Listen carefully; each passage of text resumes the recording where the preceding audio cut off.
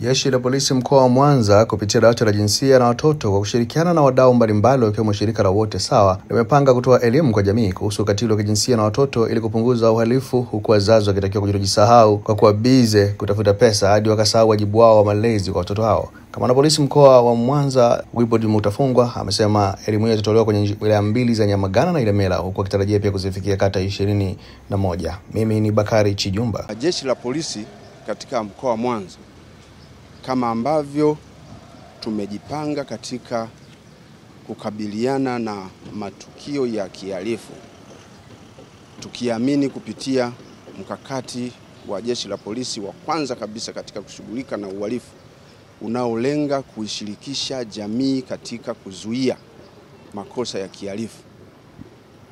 Tumekwenda na utaratibu wa kuelimisha jamii. Tumekuwa tukifanya hivyo kupitia makundi mbalimbali ndani ya jeshi la polisi, vitengo mbalimbali. Safari hii, wakati jitihada nyingine huku zinaendelea za kuelimisha, safari hii tunaelimisha jamii kupitia dawati linalohusika na mambo ya ukatili wa kijinsia na watoto.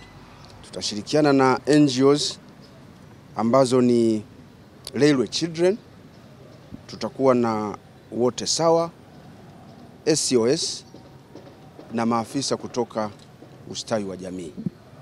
Tumeanza mpango wa kuelimisha jamii ambao unakuja na kauli mbiu inayosema mtoto salama, Mwanza salama. Mpango huo umelenga kutoa elimu kwa jamii kupitia makundi mbalimbali katika mkoa wetu wa Mwanza. Katika elimu hiyo ambayo imehusisha makundi hayo ya uelimishaji kama nilivyoyataja katika mkoa wetu, wadau ambao tunashirikiana nao watakwenda kuelimisha jamii katika wilaya za Ilemela, wilaya ya Nyamagana, ambapo katika kufanya hivyo jumla ya kata 21 zitafikiwa katika uelimishaji huo. Uelimishaji huo kimsingi utahusu makundi mbalimbali katika jamii: makundi ya wazazi, makundi ya watoto, makundi ya walezi na watu wengine, makundi ya walimu kwenye shule, lakini na watu wengine ambao wana nafasi zao hasa katika swala linalohusu malezi ya watoto. Na katika elimu hii ambayo itatolewa kwa pamoja, jeshi la polisi linategemea kupata mafanikio yafuatayo kupitia elimu hii ambayo itatolewa.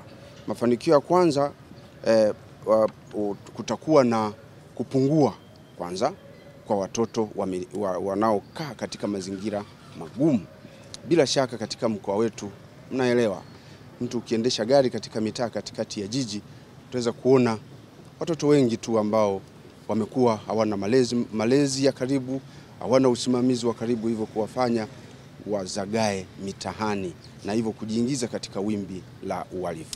Sasa elimu hii ambayo inakwenda kutolewa itakwenda kutusaidia katika kupunguza wimbi la watoto wanaoishi katika mazingira magumu, ambapo wote kama wazazi na jamii kwa ujumla wana jukumu la kuhakikisha kwamba wanafanya lolote linalowezekana ili kuondoa au kupunguza makundi ya aina hiyo huko mitaani, ili kuwafanya watoto wao waweze kwenda mashuleni. Jamii zingatie matakwa ya sheria ya mtoto kwamba huyu mtoto analindwa asifanyiwe ukatili.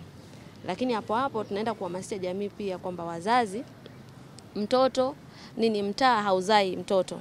Ni jukumu la kila mzazi kwamba ukizaa watoto 10 hakikisha wamepata mahitaji. Mahitaji sio chakula tu. Kuwajibika, malezi wajibiki yawepo ili hao watoto tusiwaone mtaani. Hakuna mtoto anapenda kuja mtaani, hakuna mtoto anapenda kuishi mtaani.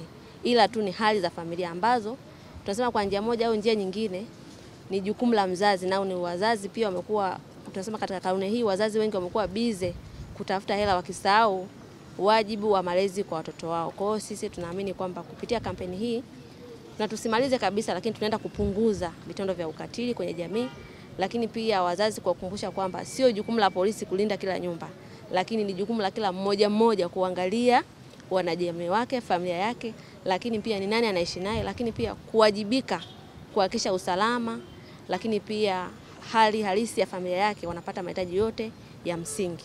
Tutapita mashuleni pia kuwakumbusha watoto kwamba hakuna haki bila wajibu. Kama watoto wazingatie maadili ya kwetu na tamaduni, lakini pia wasikilize nini wazazi wanasema na wafuate yale yanayowapasa na kuepuka makundilika ambayo yanasababisha kujiingiza katika malezi ambayo hayastahili.